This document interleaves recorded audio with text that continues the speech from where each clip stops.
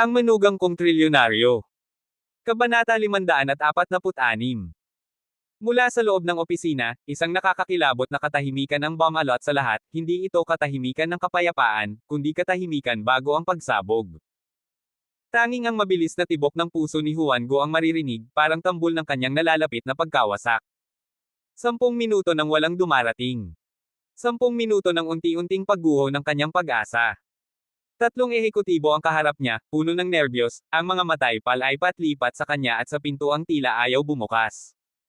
At sa pinakamasaklap na sandali, naunawaan niya, iniwan na siya. Isang sigaw ang bumasag sa katahimikan, hindi sigaw ng takot, kundi ng galit.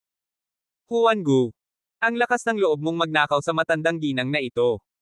Bumulaga sa pinto ang isang dambuhalang babae, mahigit 200 libra ng naglalagablab na puot. Parang kidlat siyang sumugod, may hawak na itim na letigo na parang may sariling buhay. Bawat hakbang niya yumanig sa sahig. Wala siyang inaksayang oras.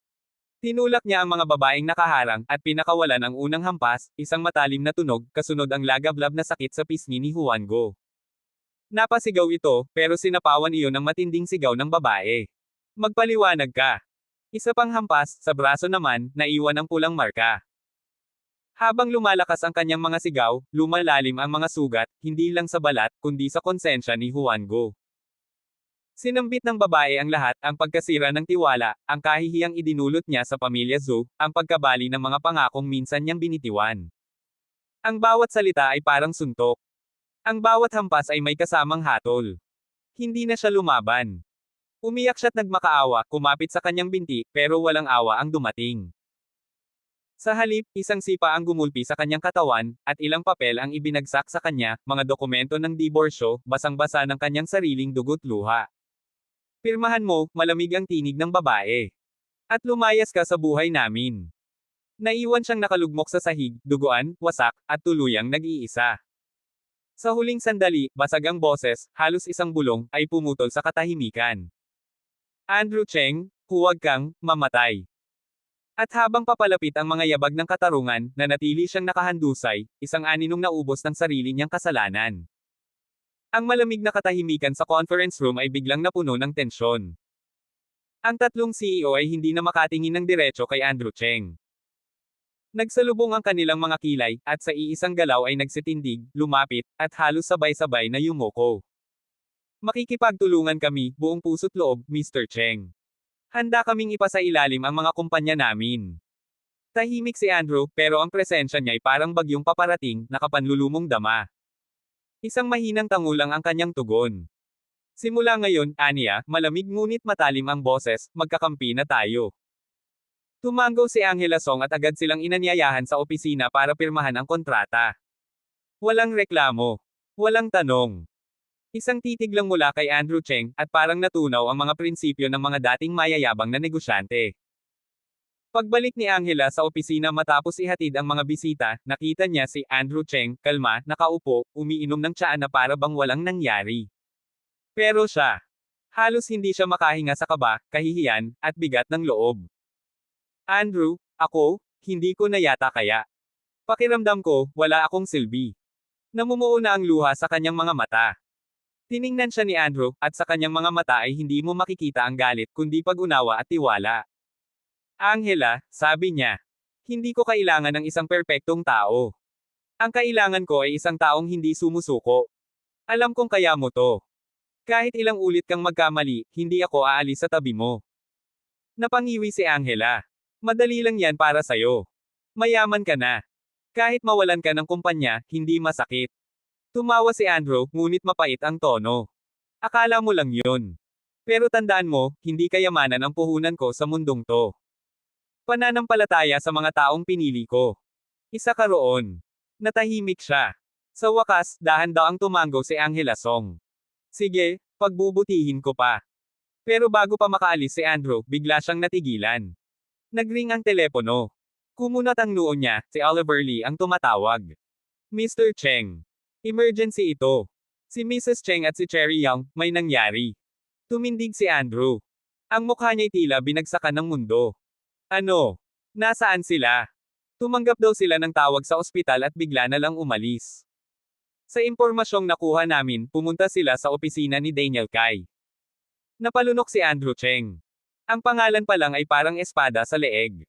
Daniel Kai, ang loan shark na demonyo. Oo, sir. Si Marian Young at Cherry Young, nasa panganib. Hindi na nag-aksaya ng oras si Andrew Cheng. Agad siyang lumabas. Nakahanda na ang convoy. Sumakay siya ng walang imek pero ang kamao niya'y nakasuntok sa hita, kulang na lang ay baliin ang bakal ng upuan. Guangjin Financial Co. Limited. May kintab ang sahig, malamig ang hangin, at puno ng presyong hindi mababayaran ng kahit sinong kaluluwa. Sa loob, nakaupo si Daniel Kai, casual, may hawak na tabako, parang hari sa gitna ng mga alipin. Nakahandusay si Hernan Goo sa sahig, ang nobyo ni Cherry Young. Bagbog sarado. Basag ang labi, may bali ang braso, at ang isang matay halos magsara na sa pamamaga. Sa harap niya, nanliliit si Marian Young at si Cherry Young.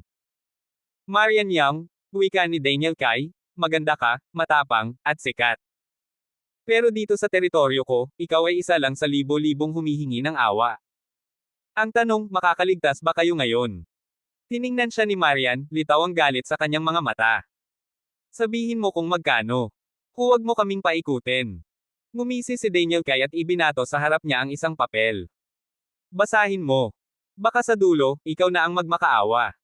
Nang mabasa ni Marian ang nilalaman ng dokumento, nanlaki ang kanyang mga mata. Parang binuhusan siya ng yelo sa batok. 500 milyon. Anong klaseng kalokohan to? Ang utang ng pinsan ko ay kalahating milyon lang. Ganun talaga ang tubo rito, Mrs. Young, mariing sagot ni Daniel Kai. Walang libreng pera sa mundong to. Biglang napasigaw si Cherry Young. Hindi ako pumirma niyan. Hindi ko alam yang halaga na yan. Pero malinaw, nandoon ang kanyang lagda. Ginamit mo ako, niloko mo ako, bulong ni Cherry Young, halos mawala ng ulirat. Nanghina si Marian Young. Nanginig ang kanyang tuhod. Pero hindi siya babagsak, hindi ngayon. Daniel Kai, mariin niyang sambit, tumawag ka ng ambulansya. Hindi yan pakikipagnegosyo, krimen na yan. Krimen. Tumawa si Daniel Kai ng malakas. Kung krimen to, edi ay pakulong mo ako. Subukan mo. Tingnan natin kung sino sa atin ang unang mawawala sa mundong to. Biglang bumukas ang pinto. At isang presensyang parang pagsabog ng kidlat ang pumasok. Si Andrew Cheng. Kabanata 547. Pak! Isang malakas na sampal ang damapo sa mukha ni Cherry Young. Napaatras siya at bumagsak sa sahig habang si Daniel Kai, galit na galit, nagbubuga ng masasakit na salita. Walang kwenta kang babae ka. Ilang beses ko bang sinabi sa'yo? Ang utang may interes. Akala mo bang charity ito? Agad na lumapit si Marian Young at itinayo si Cherry Young, ang mga matay naglalagablab sa galit. Daniel Kai. Wala kang karapatang saktan siya. Naiiyak si Cherry Young habang nagtatago sa likod ni Marian. Ate, hindi naman ako umutang ng ganon kalaki. Niloloko nila ako, gusto lang nila akong perahan. Hinagod ni Marian ang likod ng pinsan, pilit na pinapakalma. Huwag kang mag-alala. Andito ako. Ngunit si Daniel Kai, walang kaapay-apekto. May halong panlilibak ang kanyang ngiti habang pinagmamasdan ang dalawang babae. Ay, ang sweet naman ng magpinsan. Pero hindi makakaalis sa katotohanan, may utang ang pinsan mo sa akin. Kontrata yan. May pirma. Tumigil ang tingin niya sa dalawa. Maganda si Marian, malakas ang dating at elegante, samantalang si Cherry Young ay bata, inosente, at kaakit-akit. Para kay Daniel Kai, isa itong masarap na laro na sabay niyang mapaglalaroan. Daniel Kai, mariing sabi ni Marian, ang sabi ng pinsan ko, kalahating milyon lang ang inutang niya. Kahit pa magpaikot ang interes, imposibleng maging 500 milyon. Illegal to. Tumawa si Daniel Kai, at bago pa makapagtapos si Marian ay pinalo rin niya ito sa pisngi. Illegal. Ha! Sinong nagsabing bawal ito? May papel, may pirma. 500 milyon. Kahit magpunta pa kayo sa korte, wala kayong laban. Lumapit siya kay Marian, malamig ang tingin. Ganito na lang, Mrs. Cheng. Kung hindi nyo mababayaran ang 500 milyon ngayon din, hindi kayo makakaalis dito. Doon lang tuluyang naramdaman ni Marian ang panganib. Hindi simpleng pananakot ito, may balak si Daniel Kai. Masama. Nagtaas ng kamay si Daniel Kai at sumenya sa dalawang lalaking nakaitim sa likod niya. Dalhin sila sa kabilang kwarto. Nagtawanan ng dalawang lalaki, agad sinunggaban sina Marian at Cherry Young. Bitawan niyo kami. Sigaw ni Marian habang pinipilit lumaban. Walang hiya kayo. Hiyaw ni Cherry Young, nanginginig sa takot. Kinaladkad silang dalawa papasok sa isang kwarto sa likod, ang tinatawag na private room ni Daniel Kai. Kilala ito bilang lugar kung saan niya madalas dalhin ang mga empleyadong babae para sa sariling aliw. Sa loob ng silid, magkatabi at nanginginig sa takot sina Marian at Cherry Young. Nasa gilid sila ng mesa, habang papasok si Daniel Kai, parang manyak na pinapahid ang kamay sa isa't isa. Hello, mga giliw, nakangising sabi niya habang lumalapit kay Marian. Agad siyang hinatak ni Marian palayo. Ngunit si Cherry Young, sa sobrang takot, ang unang umatake. Hayop ka! Bitawan mo ang pinsan ko. Pak! Muling dama po ang kamay ni Daniel Kai yon sa mukha ni Cherry Young, saka siya sinipa palayo. Hindi na nakatiis si Marian. Malakas ang isinupalpal na sampal sa mukha ni Daniel Kai. Nanginig sa galit si Daniel Kai. Hinablat niya si Marian at itinulak sa mesa, pinupunit ang damit nito. Ang tapang mo, ha? Ngayon, pagbabayaran mo yan. Hayop ka. Bitawan mo ako. Makakarating to sa asawa ko. Sigaw ni Marian, pilit na lumalaban. Pero mas malakas si Daniel Kai. Halos hindi niya magalaw ang pagkakahawak nito sa kanya. Yung asawa mong inutil. Inimbestigahan ko na yan. Wala siyang laban sa akin. Ngayon, magsaya muna tayo mga giliw, tayo-tayo lang. Papalapit siya para salakayin si Marian, nang biglang bumukas ang pinto. Bang! Si Andrew Cheng ang bumungad, kasama si Oliver Lee at ang grupo nitong mga armadong lalaki. Tumambad sa kanila ang eksena, isang bangungot. Huwag kang kikilos. Sigaw ng isang gwardya ni Daniel Kai, lalaking may peklat sa pisngi. Ngunit hindi nagpatinag si Andrew. Umatras kayo. Sigaw niya, dumaan sa kanila na parang bagyo. Hamarang ang lalaking may peklat. Tingin mo ba matapang ka? Alam mo ba kung nasaan ka? Lalong tumalim ang tingin ni Andrew. Sabi ko, lumayo ka. Alam niyang bawat segundo ang mahalaga. Kapag na-late siya, baka wala nang masagip. Sinugod siya ng lalaking may peklat, subalit mabilis siyang nasalo ni Andrew, hinawakan ang kamao nito sa ere, saka piniga hanggang marinig ang crack ng mga butong na bali. Napaiyak sa sakit ang lalaki habang pinatumba ni Andrew gamit ang isang malakas na sipa sa tuhod. Umalis kayong lahat kung ayaw ninyong sumunod sa kanya, malamig na tinig ni Andrew, halos bulong pero nakakatakot. Handa na sanang umatake ang ibang tauhan ni Daniel Kai, pero natigilan silang lahat. Dumating ang dosenang lalaki na nakaitim, pawang armadong pormal. Nasa unahan nila si Oliver Lee, casual pero nakamamatay ang aura. Napako sa kinatatayuan ng mga gwardya. Hindi nila inakalang darating si Oliver Lee, at hindi nag-iisa. Kabanata 548. Oliver Lee. Bakit ka biglang sumulpot dito? Anong ginagawa mo rito? May problema ba, Daniel Kai? Tanong ng lalaking may peklat sa mukha, pilit na ngumiti kahit bakas ang kaba sa tinig. Hindi man lang siya nilinga ni Oliver Lee. Sa halip, pasigaw itong sumambulat ng galit, kung ayaw niyong mamatay, lumayas kayo sa harapan ko. Sabihin kay Daniel Kai na lumabas siya, ngayon na. Nagpunas ng pawis ang lalaking may peklat, kitang-kita ang pamumutla ng kanyang mukha. Maging ang iba pang mga tauhan ay takot na takot. Kilalang kilala nila si Oliver Lee, isang alamat sa mundo ng karahasan sa Xiangjiang. Hindi na kailangan ng salita, ang presensya pa lang nito'y parang bagyong dumaan.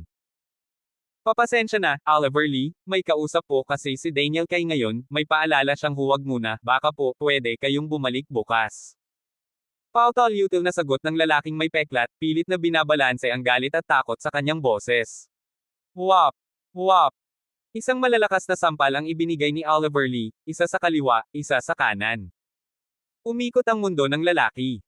Parang binagsakan ng langit at lupa. Kilala si Oliver Lee sa kanyang brutal na lakas, at ngayon, dala pa niya ang galit ni Andrew Cheng. Tumilapon ang ilang ngipin ng lalaki sa semento.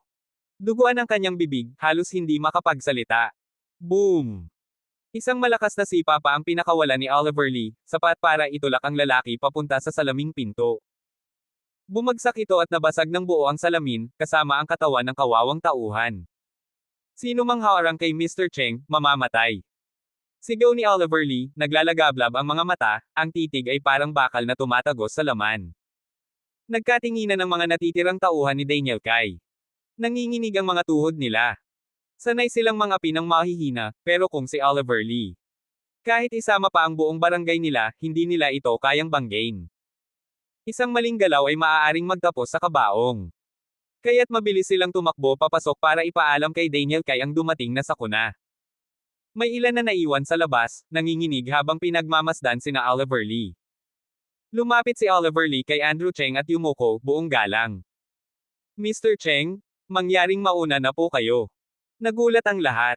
Isang sabay-sabay na buntong hininga at pagkagulat ang namutawi mula sa mga henchman. Si Oliver Lee, yumuko. Sa isang batang lalaki. Sino nga ba talaga si Andrew Cheng?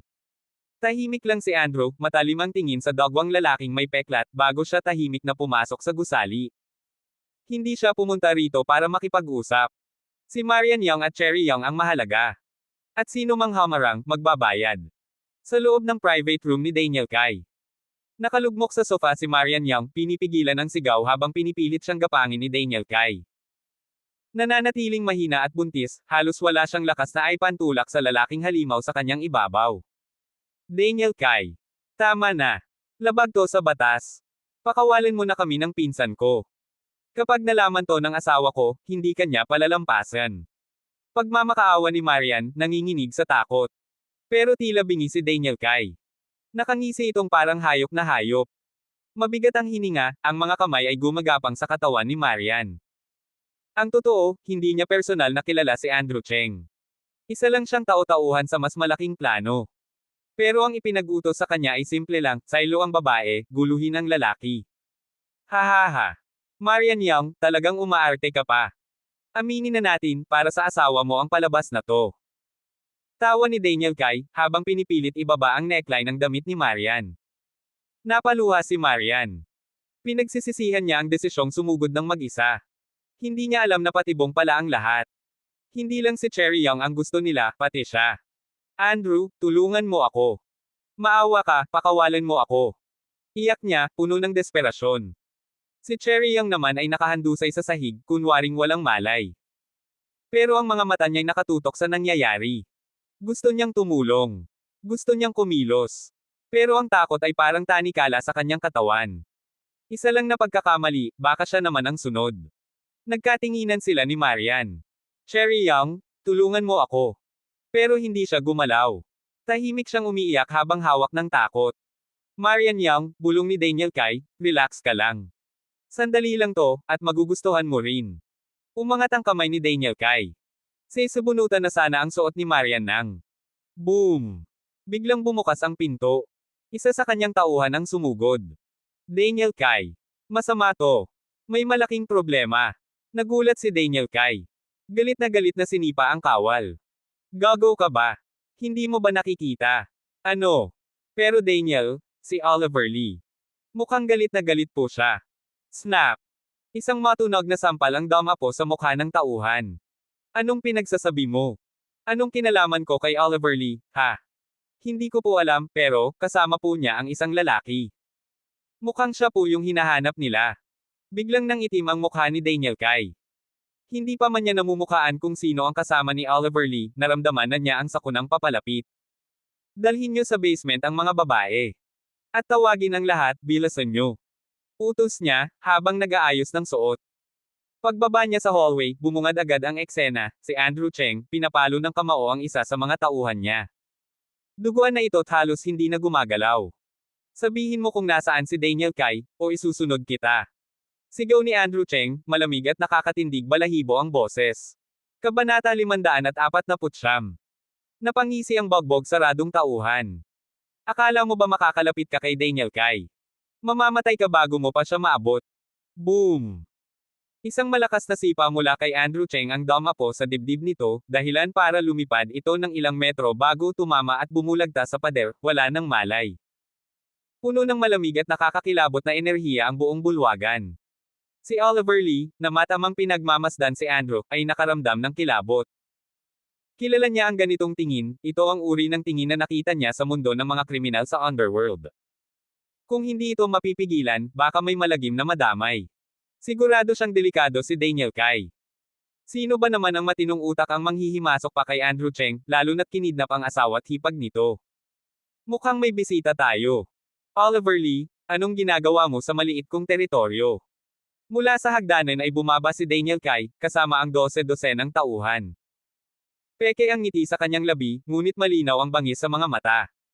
Sumili ang matalim na tingin ni Andrew Cheng. Siya ba yun? Malamig niyang tanong. Mahinang bulong ni Oliver, oo, Mr. Cheng. Si Daniel Kai, tagapangulo ng Guangjin Finance. May kontrol sa 8 kumpanya ng microloans at online lending. Sumiklab ang galit sa dibdib ni Andrew. Ikaw ang nang-ahas. Kinidnap ang mahal niyang asawa at hipag. Hindi ka lang basta lumagpas sa linya, dinurog mo ito. Kailangang pagbayaran mo ito. Pabigla siyang sumugod, ngunit agad siyang pinigilan ni Oliver Lee. Mr. Cheng, sandali lang. Malalim ang koneksyon ni Kai yun. Huwag tayong padalos-dalos. Hayaan mo na akong kumausap. Lumapit si Oliver Lee sa kanya at may ibinulong, saka siya humakbang paunahan, ang mga matay parang apoy na handang sumiklab. Daniel Kai, malamig niyang simula, hindi na tayo magpaikot-ikot. Ikaw ang may pukana ng pagdukot sa asawa at hipag ni Mr. Cheng. Sa wakas ay napagtanto ni Daniel Kai kung sino ang binatang kasama ni Oliver Lee, si Andrew Cheng. Siya pala ang gustong pabagsakin ng matataas na tao. Hehe, Brother Lee? Pakunwering tawa ni Daniel Kai, hindi ko alam ang sinasabi mo. Kailan pa ako nangidnap? At tandaan mo, teritoryo ko to. Nanigas ang mukha ni Oliver. Nagmamaang-maangan pa ang gago. So, ayaw mong palayain ang mga bihag. Malamig niyang tanong. Umiling si Daniel Kai at ngumisi. Wala na sila rito. Umalis na. At sa tingin mo ba, maglalakas loob kang halughugin ang lugar ko? Mas marami akong tao kaysa sa inyo. Nanlamig ang titig ni Andrew. Parang yelo ang kanyang mukha. Si Daniel Kai ay humihiling ng kamatayan. Daniel Kai. Sigaw ni Oliver, ang tinig ay pa ng kapangyarihan, isa na lang ang babala ko, palayain mo sila. Hehe. Oliver Lee, alam kong malakas ka sa Xiangyang, pero wag mong kalimutan, ako si Daniel Kai. May matataas akong koneksyon. At tong ginawa mong paglusob. Isa tong deklarasyon ng gyera. Subukan mong umatake, pagsisisihan mo yan. Pagkatapos ay kumumpas siya, at mula sa iba't ibang sulok ay lumitaw ang 12-dosenang tauhan, pinapaligiran sina Oliver Lee at Andrew Cheng. Napatingin si Oliver kay Andrew. Mabigat ang kanyang mukha, hindi niya inakalang ganito kabigat ang sitwasyon. Si Daniel Kai ay tila seryosong gustong makipagdigma. Ngunit bago pa man sumiklab ang tensyon. May bagong grupo ang dumating. Nakaitim silang uniforming militar. Sa unahan nila ay isang lalaking naka-wheelchair, si Felix Fang. Ang lalaking minsan ang pinahiya ni Andrew Cheng. Haha! Andrew Cheng. Single ni Felix Fang, ang boses ay panang hinanakit. Hindi mo ba naisip na ako ang nasa likod nito? Si Andrew ay tila nagyelo. Si Felix Fang pala ang may pukana ng lahat ng ito. Felix Fang, malamig na boses ni Andrew, pagbabayaran mo to. Tila nagliliyab sa galit ang kanyang mga mata. Hindi pa tapos ang laban sa pamilyang Fang. Haha! Basura ka! Sigaw ni Felix. Akala mo ba matatakot ako sa mga banta mo? Tignan mo ang sitwasyon mo ngayon. Wala ka ng kawala. Iniutos niyang ailapit ang kanyang wheelchair kay Andrew Cheng. Andrew Cheng. Sa araw na to, pagbabayaran mo ang kahihiyang ibinigay mo sa akin. Maninikluhod ka sa awa. Lumapit si Daniel Kai, halos yumoko. Felix Fang, ikinararangal naming dumating ka. Bahagyang tumango si Felix, pero hindi inalis ang tingin kay Andrew Cheng. Andrew Cheng, ito ang kapalit ng pagbangga mo sa akin. Wawasakin kita. Susunod ang asawa mo't mga anak. Sino mang lumalaban sa pamilyang Fang, nilulupig naming parang langgam. Dahan daw ang lumingon si Andrew Cheng. Naglalagablab ang kanyang titig, parang apoy sa gitna ng bagyo. Felix Fang, mariin niyang sabi, kahit ang tiyuhin mong si Earl Fang ay hindi nang ahas na magsalita ng ganyan sa akin. Kabanata 550. Tumawa ng malakas si Felix Fang, puno ng panlilibak. Tanga. Tito ko raw. Akala mo ba matatakot ako sa pangalan? Wala kang alam. Nanlamig ang kanyang mukha, nanlilisik ang mga mata sa pangungutya. Nakakatawa, ang makong na ito, kilala ang pangalan ng kanyang tiyuhin. Ang tito ko ang ikalawang pinuno ng pamilyang Fang sa China. Nakababatang kapatid ng ama ko. Siya ang may hawak ng kalahati ng mga gawain ng Fangja Weitang, pinamumunuan ng daan-daang kasapi ng aming pamilya. Isa siyang alamat, kinikilalang Diyos kung saan man siya magpunta. Umangat ang dibdib ni Felix sa labis na pagmamataas. Hinahangaan niya ang tiyuhin, ang taong nais niyang gayahin. Ayaw niyang sumunod sa yapot ng kanyang ama bilang negosyante. Sa angkan ng Fang, hindi lang negosyo ang sinasakupan kundi pati ang sining ng pakikidigma. Habang ang kanyang amay abala sa pamamahala ng mga negosyo sa loob ng bansa, ang tiyuhin niyang si Earl Fang ang hari sa larangan ng lakas at karangalan. Siya ang kumokontrol sa puwersa ng mga batang lalaki ng pamilya. Ngunit ang susunod na sinabi ni Andrew Cheng ang nagpahinto sa kanya. Felix Fang, alam mo bang buhay pa ang tiyuhin mo? Malamig ang tinig ni Andrew, may nakakakilabot na kislap ang mga mata. Parang tinamaan ng kidlat si Felix. Nanlaki ang mga mata, namutla. Anong pinagsasasabi mo? Nilalapastangan mo ang tiyuhin ko. Gusto mong mamatay. Ngunit bago pa siya makalapit, sumigaw si Daniel Kai, sinamantala ang kaguluhan. Dakpin sila. Itali sina Oliver Lee at Andrew Cheng. Baliin ang mga braso at tuhod nila, dalhin sa harap ni Young Master Fang. Dagsa ang mga tauhan ni Daniel Kai, hawak ang mga sandata. Isa sa kanila ay sumugod kay Andrew Cheng, pero mabilis na kumilos si Oliver Lee, itinulak si Andrew palayo at sinipa ang umatake, bagsak ito agad. Huwag kayong titigil. Atake. Sigaw ni Daniel Kai, halos mabaliw na. Nagkagulo ang lahat. Nagliyab ang sagupaan sa gitna ng bulwagan.